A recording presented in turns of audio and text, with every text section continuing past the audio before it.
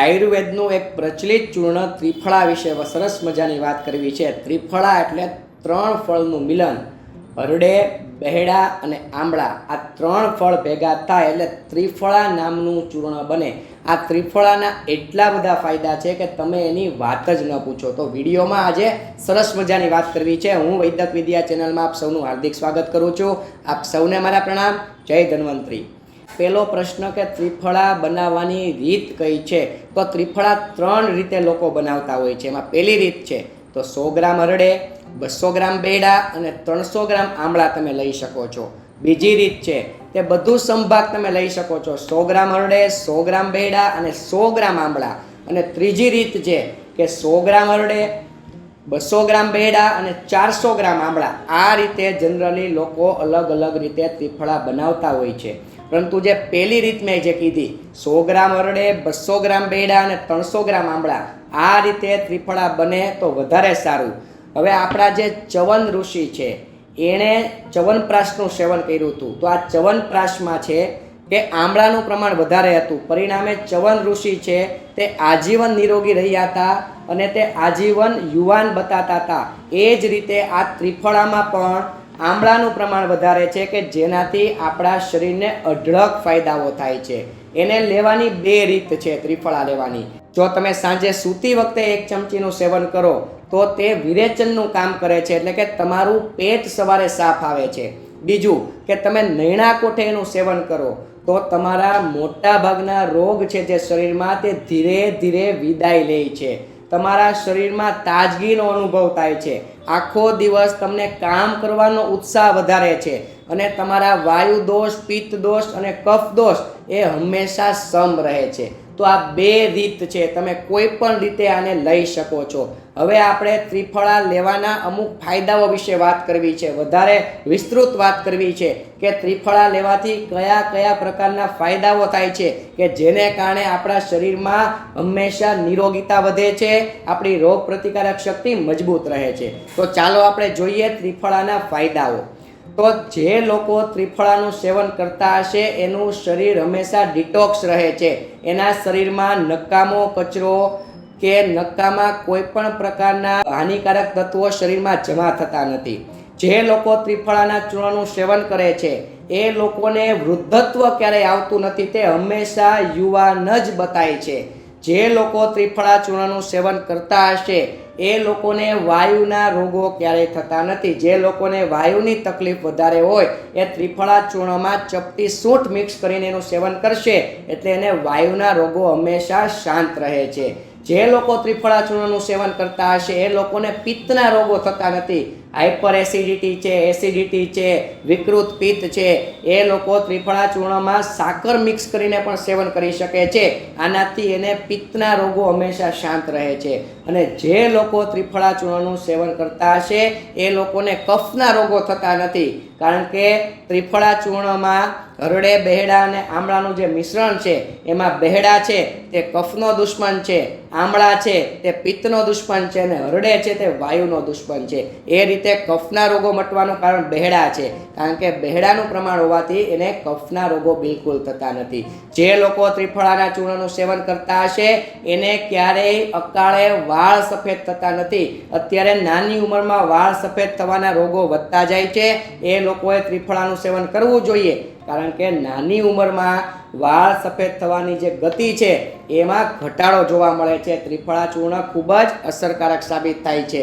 જે લોકો ત્રિફળાના ચૂર્ણનું સેવન કરતા હશે એને મોતિયો આવવાની શક્યતાઓ ઘટી જાય છે, એની નેત્ર શક્તિ છે તે ગરુડ જેવી તેજ રહે છે અને જોવાની દ્રષ્ટિ હંમેશા એકદમ ઓકે રહે છે અને તમને નાની ઉંમરમાં ચશ્માના નંબર આવતા નથી। તો ત્રિફળાનું ચૂર્ણ આંખ માટે પણ ખૂબ જ હિતકારી છે।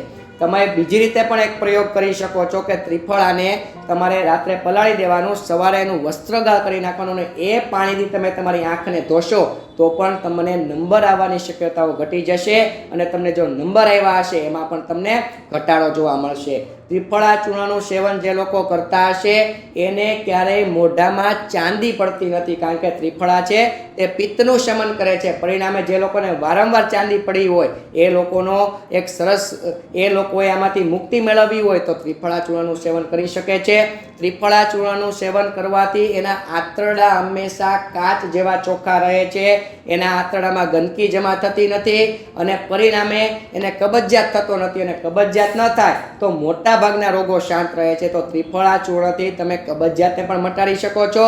જે લોકો ત્રિફળા ચૂર્ણનું સેવન કરતા હશે એને ક્યારેય ચામડીમાં કરચલીઓ પડતી નથી, કારણ કે ત્રિફળા છે તે કાંતિ લાવે છે, રસાયણનું કામ કરે છે. પરિણામે તમને વૃદ્ધત્વ આવે તો છે પરંતુ એનો અહેસાસ થતો નથી. જે લોકો ત્રિફળા ચૂર્ણનું સેવન કરે છે એને ખોટી રીતે ક્યારેય થાક લાગતો નથી, કારણ કે અમુક લોકો જોજો કે દેખાવમાં એકદમ થાકેલા હોય, એને મૂડ ન હોય, માય કાંગલા જેવું વર્તન કરતા હોય અને એને નકરા બગાસા આવતા હોય અને એવું બધું થતું હોય, પરંતુ જે લોકો ત્રિફળા ચૂર્ણનું સેવન કરતા હશે એ લોકોને ક્યારેય થાક લાગતો નથી.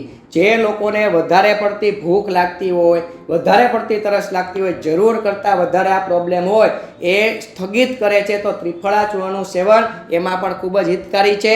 ત્રિફળા ચૂર્ણનું સેવન કરવાથી તમારો ડાયાબિટીસ પણ અંકુશમાં રહે છે, કારણ કે ડાયાબિટીસ 20 પ્રકારના છે, એમાં 10 પ્રકારના ડાયાબિટીસ છે તે કફજન્ય છે, 6 પ્રકારના ડાયાબિટીસ છે તે પિત્તજન્ય છે અને 4 પ્રકારના ડાયાબિટીસ છે તે વાયુજન્ય છે. તો આ જે ત્રિફળા છે તે વાયુ, પિત્ત અને કફને કંટ્રોલ કરે છે, સમ રાખે છે. પરિણામે તમારા ડાયાબિટીસને પણ અંકુશમાં લાવવામાં તમારી મદદ કરે છે, કારણ કે સ્વાદે કડવું, થોડા અંશે તુરું છે, પણ મોટા ભાગે તો તુરું જ છે. પરિણામે તમારો ડાયાબિટીસ છે તે ધીરે ધીરે અંકુશમાં આવે છે. જે લોકો ત્રિફળા ચૂર્ણનું સેવન કરતા હશે એને યાદશક્તિમાં ક્યારેય ઘટાડો જોવા નથી મળતો, યાદશક્તિ હંમેશા મજબૂત રહે છે. જે લોકો ત્રિફળા ચૂર્ણનું સેવન કરતા હશે એ લોકોનું વજન વધતું નથી અને વજન વધતું હશે એમાં પણ ધીરે ધીરે ધીરે ઘટાડો જોવા મળે છે, કારણ કે ત્રિફળા ચૂર્ણમાં હરડે છે એ શું કામ કરે છે તો કે પતલા લોકો હોય એને સમ રાખે છે, અને જાડા ઓબેસિટીવાળા લોકો છે એને પતલા કરવામાં તમારી મદદ કરે છે. ત્રિફળા ચૂર્ણનું સેવન જે લોકો કરતા હશે એનો સ્વર એકદમ મધુર રહેશે. અમુક લોકોનો સ્વર ઘોઘરો હોય અને તમને બોલે તો પણ ગમતું ન હોય, એવા લોકોને સ્વર સુધારવાનું કામ છે તે ત્રિફળાનું ચૂર્ણ કરે છે. ત્રિફળાના ચૂર્ણનું સેવન કરવાથી તમને બેડ કોલેસ્ટ્રોલમાં ઘટાડો જોવા મળે છે, કારણ કે જે લોકોને બેડ કોલેસ્ટ્રોલ વધતું હોય એ બેડ કોલેસ્ટ્રોલ ધમનીઓમાં પડ્યું હોય ને એનું પાચન કરવાનું કામ છે તે ત્રિફળાનું ચૂર્ણ કરે છે. જે લોકો ત્રિફળા ચૂર્ણનું સેવન કરતા હશે એ લોકોને હંમેશા શરીરમાં તાજગીનો જ અહેસાસ થતો હશે અને હંમેશા તે હસતા રહેતા હશે, કારણ કે તે રોગોથી પીડાતા નહીં હોય. જે લોકો ત્રિફળાના ચૂર્ણનું સેવન કરતા હશે એને ક્યારેય અનિદ્રા નામનો રોગ નથી થતો, એ સમયસર ઉઠી જાય છે અને સમયસર સૂઈ જાય છે. જે લોકો ત્રિફળાના ચૂર્ણનું સેવન કરતા હશે એ લોકોને પેટના રોગો થતા નથી. અમુક લોકોને પેટમાં ગેસ, વાયુ અને પેટ ભર્યું લાગે, એને ક્યાંય પેટમાં જેમાં પછી પણ એને કંઈ હક ન હોય, એવા લોકોનો એક જ રસ્તો છે કે ત્રિફળાના ચૂર્ણમાં થોડુંક સિંધવ મીઠું અથવા સંચળ મિક્સ કરીને લઈ શકે છે. આ પ્રયોગ કરવાથી એનું પેટ હળવું ફૂલ થઈ જાય છે અને એની પાચન શક્તિ છે તે મજબૂત થઈ જાય છે. જે લોકો ત્રિફળાના ચૂર્ણનું સેવન કરતા હશે એને ક્યારેય ચામડીના રોગ થતા નથી. દાદર, ખસ, ખરજવું, સોરિયાસિસ, ફંગલ ઇન્ફેક્શન, આ પ્રકારના ઇન્ફેક્શનો થતા નથી. તો આ ત્રિફળા ચૂર્ણનું સેવન કરવાથી જો એટલા બધા ફાયદા હોય તો આપણે એનું સમયાંતરે સેવન કરી શકાય છે. તમે અઠવાડિયામાં 1-2 વખત પણ લઈ શકો છો. તમે એક ધારું લેવું હોય તો તમે 3 મહિના સુધી લઈ શકો છો. પછી તમારે 10-15 દિવસનો ગેપ કરી પાછું તમે એનું સેવન શરૂ કરવાનું કરી શકો છો.